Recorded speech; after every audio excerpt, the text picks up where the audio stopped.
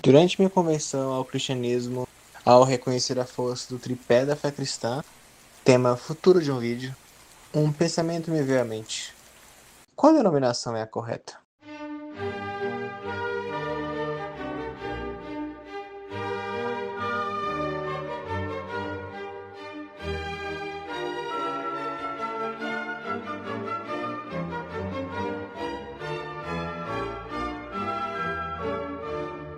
Eu tenho planos de demonstrar o porquê não me afiliou a outras, de mais próximas à completude da fé, como a ortodoxa, até heréticas como Testemunha de Jeová, mas nesse vídeo meu foco vai ser apresentar argumentos que solidificam o porquê de cada crença católica ser estabelecida por Cristo e os apóstolos, e usar as escrituras e os textos dos pais da igreja até meados do terceiro século, para garantir a incorruptibilidade da verdade.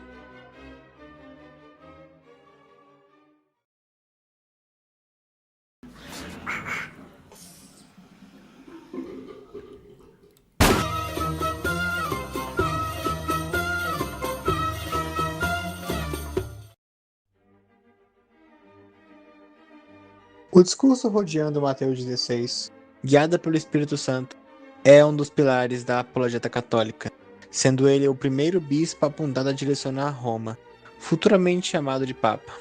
Mas é importante notar que tal distinção de primeiro entre iguais, ou primos inter pares, não nasceu como subproduto de poder militar, como alguns opositores argumentam, mas de texto dos primeiros santos que reconhece o papel de Pedro e sua sucessão.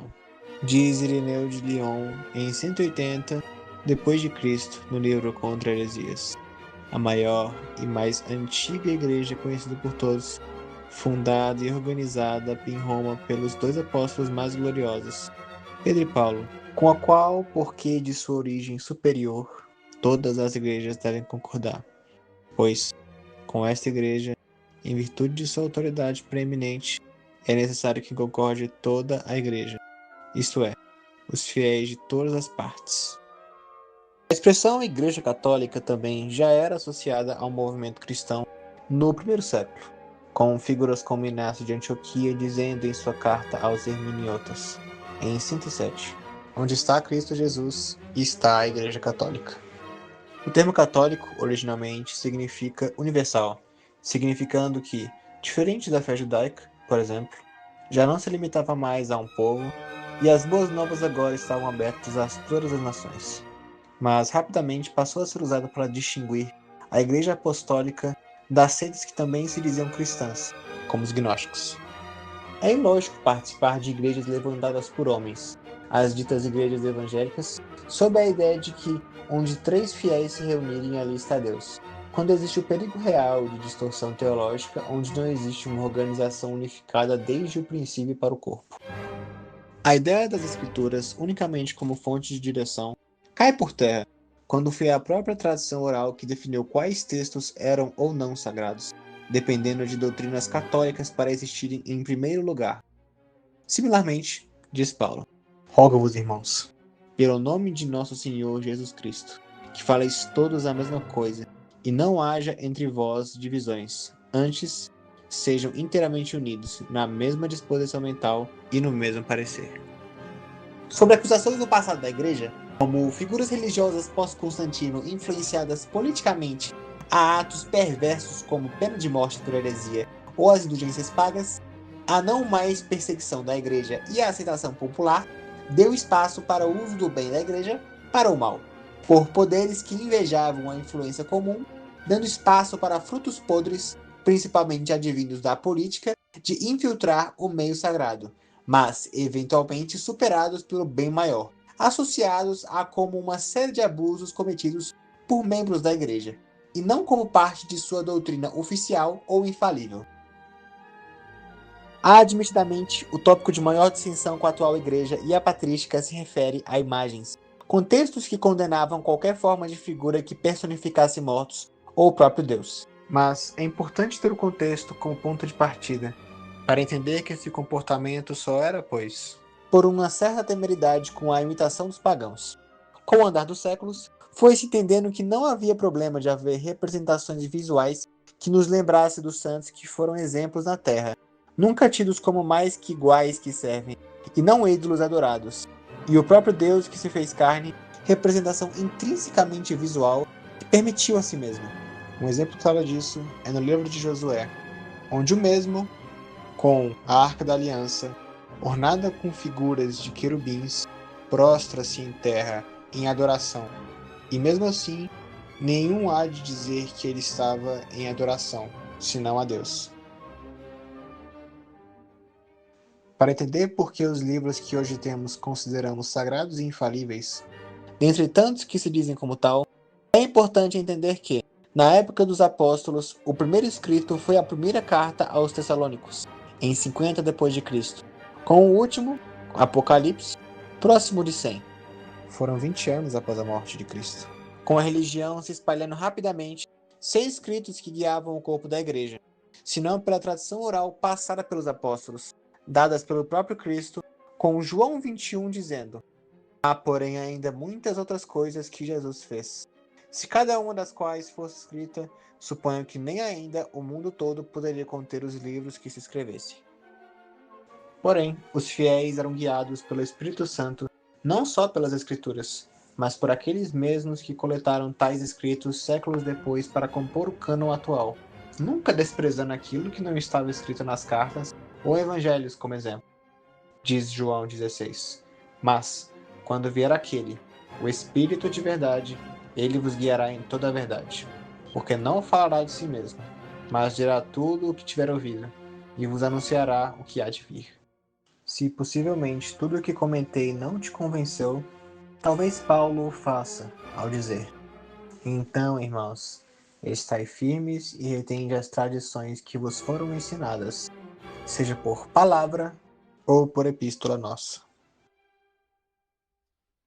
A discussão se entende mais claramente ao entendermos a tradição oral, uma vez que foi a mesma que permitiu o entendimento de quais escrituras eram ou não canônicas. E esse mesmo cânon permaneceu até a Reforma Protestante, no século XVI, com a retirada dos 7, por uma pessoa, Martinho Lutero, considerando-os como não inspirados, por não serem também compostos pelo cânone judaico, só finalizado 90 anos após o nascimento de Cristo, já não mais parte da Igreja de Deus.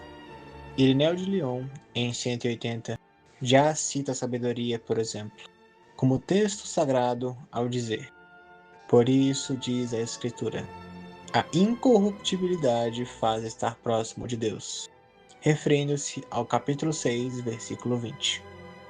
Paulo também cita os livros de Macabeus, em Hebreus 11, ao citar diversas figuras bíblicas e suas dificuldades, chegando em: uns foram torturados, não aceitando seu livramento, para alcançarem uma melhor ressurreição, citando o episódio de 2 Macabeus 7. Uma vez mencionada a veracidade do texto deuterocanônico, a mera menção de 2 Macabeus 12:45 deve bastar para demonstrar a prática da oferta de um sacrifício expiatório pelos pecados, para que os mortos fossem livres de suas faltas.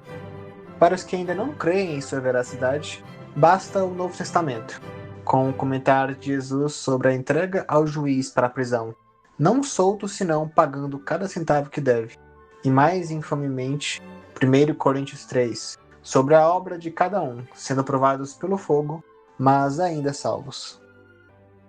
É de importância entender que a função do batismo é o renascer daquilo que era corrupto, para uma nova vida, em Cristo, o novo Adão que derivaremos. Tal mudança só ocorre após uma limpeza completa, que ocorre quando alguém morre nas águas e ressurge novamente. Do contrário, o batismo de nada serviria. Além disso, as Escrituras bastam para demonstrar a realidade do poder real do batismo, e não apenas simbólico.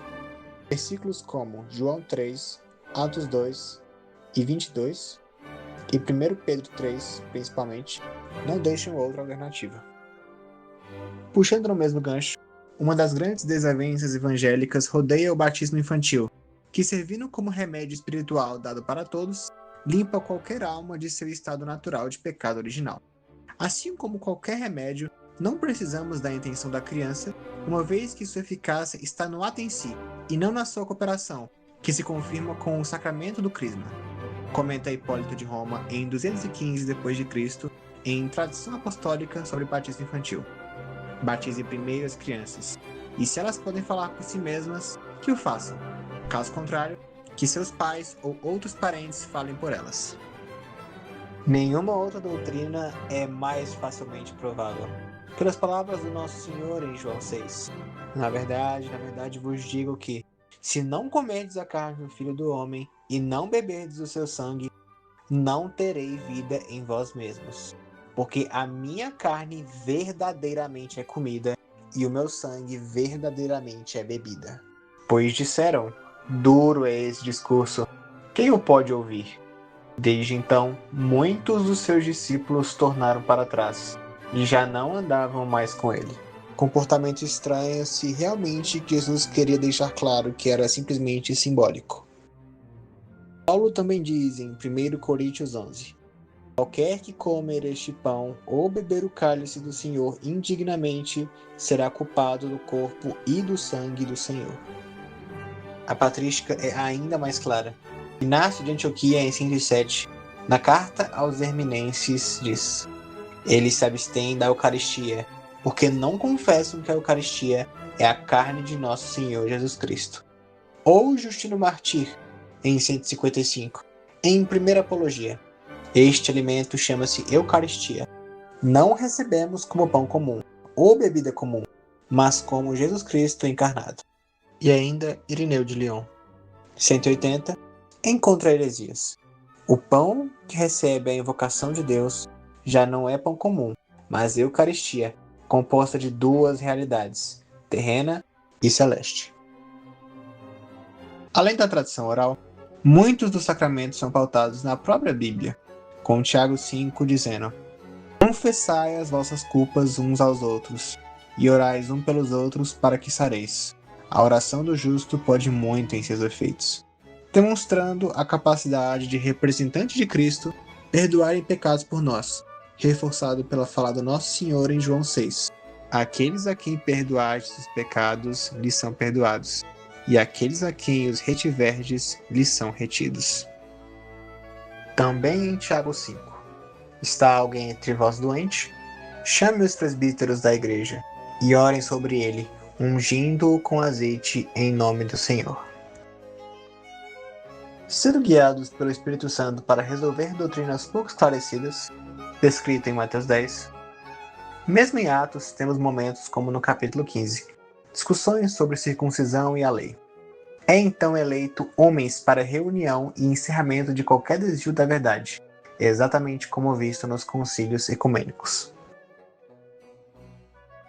É necessária uma diferença entre pecados que cortam a relação com Deus e aqueles que apenas a machucam, pois, do contrário, haveria de ter o mesmo peso entre assassinatos e palavrões. Uma fala em 1 João 5 deixa essa relação clara. Muito se discute se há de haver qualquer ação proveniente dos que já foram, mas uma vez entendido que um amigo terreno igualmente pode orar pela vida de um irmão e seus pecados veniais, como dito por João anteriormente, poderia um santo o mesmo fazer. Jó 5 começa questionando o protagonista, a quais santo se viraria para ajuda, implicando um certo poder em tal prática. Sucessão apostólica é um dos argumentos que mais solidificou para mim a divindade real da Igreja Católica Ortodoxa, uma vez que a mesma Igreja que começou certamente tem o poder para justificar a continuidade da verdadeira doutrina. Nada puro pode habitar o impuro, diz Jó 14. Cristo, como o próprio Deus, não poderia habitar por 9 meses em um corpo sujo do pecado, assim como as placas da lei habitavam na Arca da Aliança que apenas os levitas poderiam manejar cuidadosamente, sagrado como era. Como nova Eva, Maria havia de também ser limpa como Eva era, para que se cumprisse a profecia em Gênesis 3 de que a descendência de Eva tivesse total inimizade com a serpente. Uma vez que admitimos que de fato Maria não era manchada, é lógico assumir que não morreria de causas naturais, uma vez que o salário do pecado é a morte. Torna-se lógico assumir, portanto, que foi elevado aos céus, como proposto pelos dogmas católicos. Assumindo ainda o paralelo dos equivalentes do Novo e Velho Testamento, Jesus como placas da lei e a arca como Maria que as protege, Salmos 32 afirma: Levanta-te, Senhor, ao teu repouso, tu e a arca da tua força. Leigos veem o rosário como forma de idolatria, já que não se encontra de forma tão direta nas Escrituras, mas sua função é pura e simplesmente permitir a remembrança da vida do Nosso Senhor por meio da reza, ao refletir sobre os passos de sua vida enquanto as palavras em voz alta servem apenas como som de fundo. É extremamente útil para aqueles que não são extremamente literatos, mas querem se permitir despertar amor com Deus. Relembrar a vida de Maria também nos demonstra como Maria venceu a morte e o diabo com sua simplicidade e entrega total, como exemplo para nós. Orações a Maria já eram inclusive comuns, com relatos vivos ainda em 250, com o hino Subtum Praesidium. A fala de Paulo sobre fé sem obras para que ninguém se glorie, e a de Tiago, que somos justificados por nossas obras, confunde fiéis até hoje, mas é importante entender que ambos falam de coisas diferentes. Paulo se referindo à entrada dos fiéis na fé, sendo dados a oportunidade de união com Cristo pela graça, e não pelos próprios méritos, enquanto Tiago afirma que Cristo só participa ativamente de nós quando a fé se transforma em amor ativamente, demonstrado externamente, como uma progressão de Paulo. Assim é, pois qualquer um pode dizer ter fé, e verdadeiramente o tê-lo, mas não viver de acordo por ignorância. É apenas praticando a amizade que nos unimos a Deus, que é o bem sumo. Policarpo e Justino afirmam tal doutrina. Enfim, apenas a Igreja Católica presenciou milagres únicos assim, como aparições marianas tão frequentes, normalmente associados a eventos não explicados cientificamente, como Nossa Senhora de Guadalupe e Zeiton.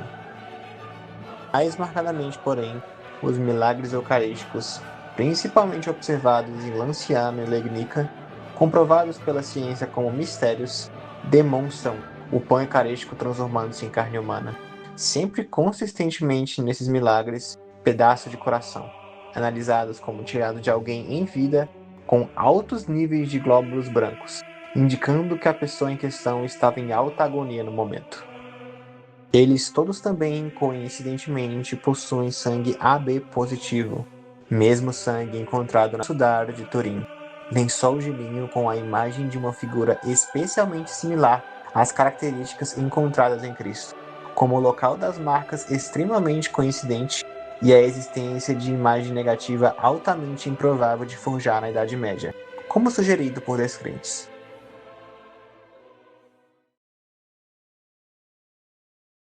No livro do profeta Ezequiel tem uma profecia a respeito desse portal.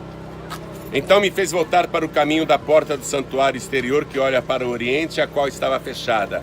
E disse-me o Senhor: esta porta estará fechada, não se abrirá, não se abrirá, ninguém entrará por ela, porque o Senhor Deus de Israel entrou por ela, por isso estará fechada. O Senhor Deus de Israel? Quem? Jesus, quando estava aqui na terra, fazia esse caminho do alto do Monte das Oliveiras para entrar na Cidade Santa.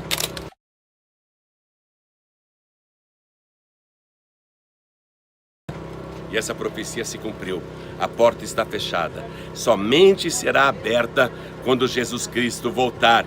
E nós estamos tendo o privilégio de estar aqui onde é o cemitério árabe. Os árabes colocaram esse cemitério aqui para impedir que o Messias, que é santo, passe pelo território impuro. Mas haverá um terremoto, um caminho se abrirá e o Senhor entrará. Oh, glória!